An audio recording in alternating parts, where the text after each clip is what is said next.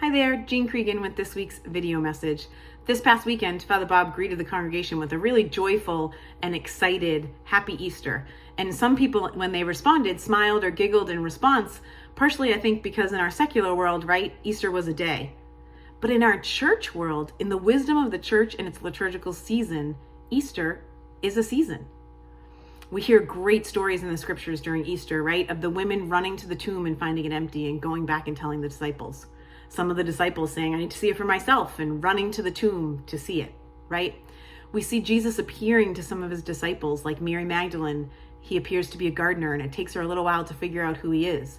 But once she does, she goes and tells others, I've seen the Lord, right? He has some friends on the road to Emmaus who are talking about all that has happened, right? Through Jesus's passion, death, and resurrection. And he joins them, and they don't realize until after he's gone that they've in fact encountered Jesus. They go back and they tell the people in Jerusalem. They turn around from their journey and go back and tell. There's a commonality between all of those stories and many more that we hear during the Easter season, in that when people encounter Jesus, they act. They don't stay inert or sedentary or stationary. They go. You know, at the end of Mass each Sunday, most commonly at Holy Family, we hear the sending forth of go in peace, glorifying the Lord with your life. There's actually a couple choices for how we can be sent forth from Mass that the priest or deacon chooses from, but each choice includes one word, go. I think that this Easter season, the challenge for us is, what does that mean for us? What does it mean to go? How are we spreading our belief in the risen Jesus in the world around us, in big ways or small ways? Glorifying the Lord by our lives. Mother Teresa once said we can do small things with great love.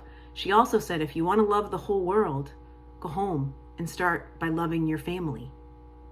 She believed in the idea that small things could have big impact, right? Some people in a meeting recently referred to that as the butterfly effect, right? The butterfly effect is supposed to be this idea that small changes can have big impact, but it's rooted in actually like a weather pattern example that I can't explain all the ins and outs of because it's beyond my expertise.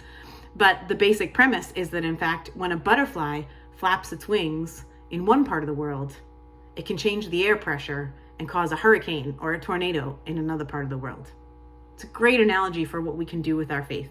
If we glorify the Lord with our lives, if we pick one way this Easter season that we want to bring our belief in the resurrected Jesus into our everyday lives, to share it with the people we encounter, just pick one small way. It can be anything.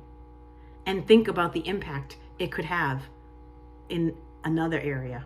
Whether it be like the butterfly or like Mother Teresa said, the family, starting with our family, will spread to the larger world. But the message that our church gives us this Easter season is clear. We're supposed to go and we're supposed to act. How might you and me, how might we both act this Easter season to spread that joy to those in our surroundings and to glorify the Lord with our lives?